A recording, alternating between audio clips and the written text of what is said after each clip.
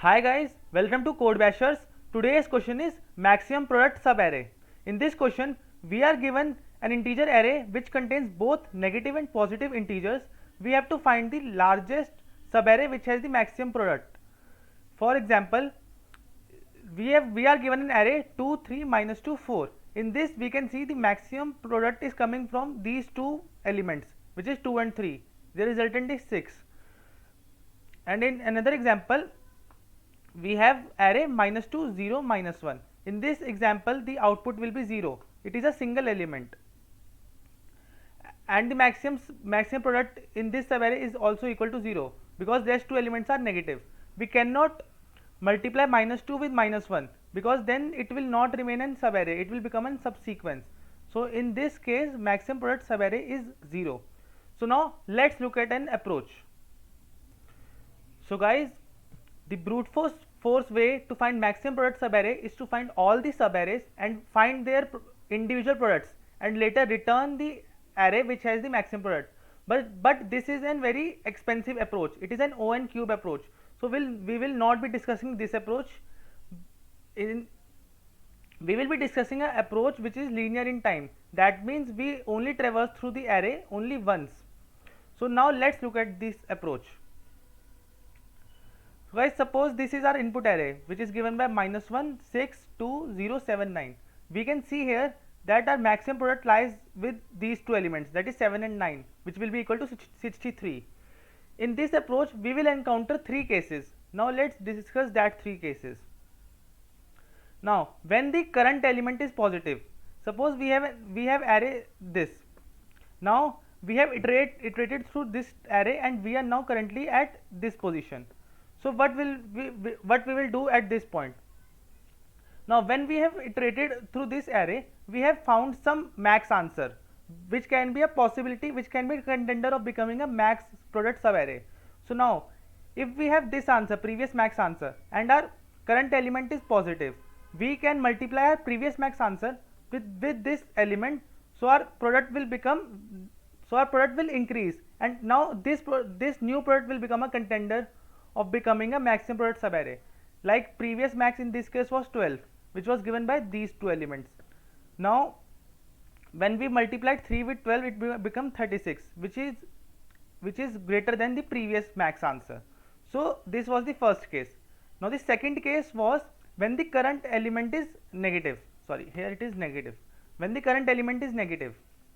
Now suppose we have this array which gives us minus 13, minus 6, 2 and minus 3. Now in this case our previous max answer, which will be equal to 2 because it is the only positive integer behind this current element. So the previous max answer is 2.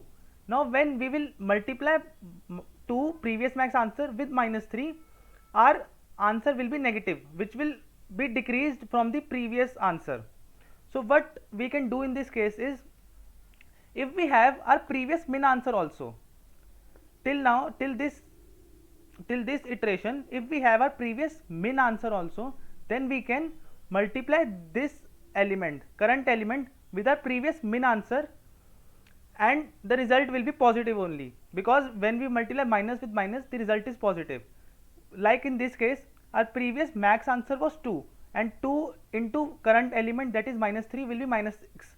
So it is less than 0, so it is of no use. But in this case the previous min answer will be of minus 12. Minus 12 is the product of these two elements. Now when in minus 12 we add this element, that is minus 3, we get our answer as 36. So now 36 is much larger quantity than our previous max. So the new max product will be 36. So this was the second case. Now let's look at the third case. What will happen when our element is the starting point of the subarray? Means suppose in our original array, our array was this, and in this array the maximum product subarray is given by 7 and 9, but here 7 becomes the starting point. So how come we will tackle this case? Like we have iterated through this much array and we have come to 7. So now I am going to show you the generalized formula of these three cases, in which we can follow all the three cases and find our maximum answer. So the generalized generalized formula for current max answer. As we have seen, we have to take two variables, that is previous max answer we have to store and also previous min answer we have to store. So for taking these two variables, we have to again take more variables of current max also and current min also. So the generalized formula is current max answer, which will be equal to previous max into AI, that is case 1, which was previous max into AI, case 1, previous max into the current element, this was case 1, and previous min into AI. Why previous min into AI? This was the second case. This was the second case in which the previous min was negative and the current element is also negative. So it will give a positive answer. And the third element is AI, means AI, the current element is himself potential of becoming a subarray. So that's why we have used single element also. For finding the current max, we have to find the max of these three terms, and for finding the current min, we have to find the minimum of these three terms. And the answer which will be given by current max answer, we will compare this answer with our overall max answer, and the overall max answer will be our final answer. So now let's dry run this code. So the algorithm of this question is, we will have to first iterate through the array, and at every position, at every index, we will find the value of current max, the max which is currently at this index, and current min. Now we will compare our current max with our overall max and update the value of overall max. Now we will update the values of previous max. For the next iteration, our current max will become the previous max and our current min will become the previous min for the next iteration. This is for the next iteration, and these are the two formulas which I discussed earlier. Now let's dry run the code. Suppose we have initialized 5 variables with all with 0. So now we are at first index. So first we will find our current maximum and current minimum. Here it is current max. Current max. We will find first current max, which will be previous max into AI, previous min into AI, and AI, which means previous max into AI means 0 into 1 minus 1, that is 0.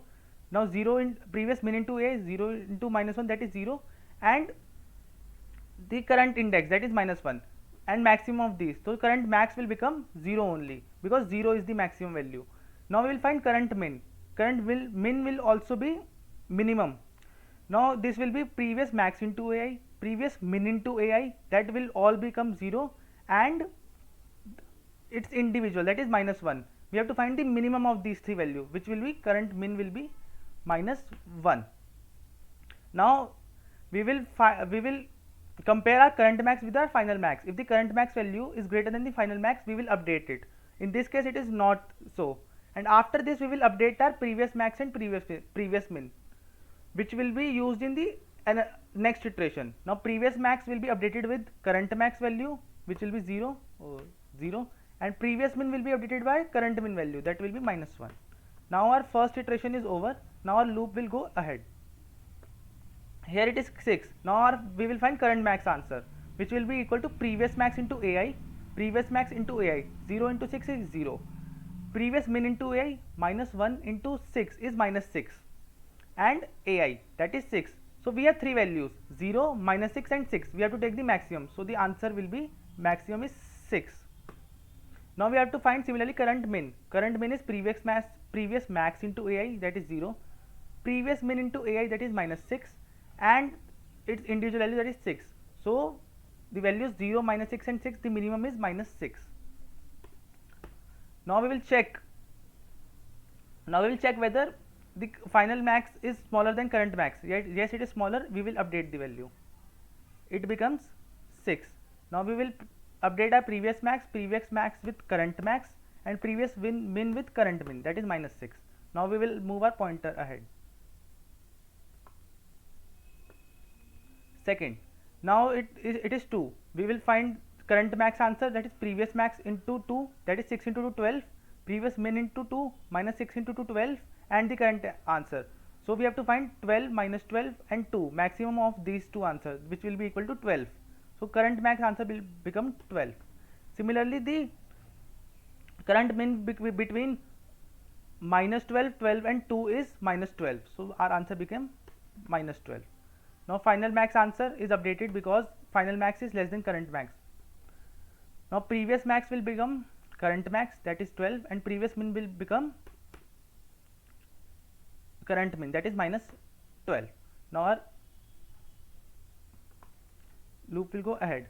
Now what we will do, in this case previous max into ai, previous min into ai, and the element itself which will result to 0. So all the answer, that is current max will become 0, current min will become 0, final max answer will remain 12. Now previous max will become current max equal, so it will be 0, and previous min will become current min equal, that will also be 0. Now our loop will go ahead. This is 7. So now previous max into 7, previous min into 7, and the 7 itself. We have to find the maximum of 3 values and the minimum of 3 values. The maximum of these 3 values will be 7, current max will become 7, and the minimum of these 3 values will also be equal to 7. Now the final max answer is greater than current max, so it will not update. Now previous max will be updated to 7, and current max, previous min will also be updated to 7. Now we will go ahead. Now 9. So previous max into 9, previous min into 9, and 9 itself. We have to find the maximum and minimum. So the maximum value will be 63, minimum value will be 9, final max answer will become 63, and our previous max will be equal to our current max, which will be equal to 63, and previous min will be equal to current min, which will be equal to 9. So now we will move our pointer ahead, and we have traversed through a whole the array, and the answer which we have in the final max answer will be the final answer. So guys, I hope you liked the approach. Please like the video if you like the approach. Now let's see the code. So guys, I have already written the code. It's very easy, it's very small code. First of all, it is the base case where if the size of the array, input array, is only 1, then the element that is present, that will only be the answer. Now here I have initialized the 5 variables which we will be using: current max, current min, previous max, previous min, and final answer. Now we will iterate through the whole array, and at first step we will check the current max, which will be using three quantities, like previous max into ai, previous min into ai, and ai itself. We will take the max of these 3 values in current max, and minimum of these 3 values in minimum value. Now we will check whether our final answer is greater than the current max or not. If current max is greater, then the value of final answer will be updated. Now our previous max will become our current max, and our previous min will become our current min for the next iteration. And in the end, the result in the final answer will be the final, which will be containing the answer. Now let's submit the code.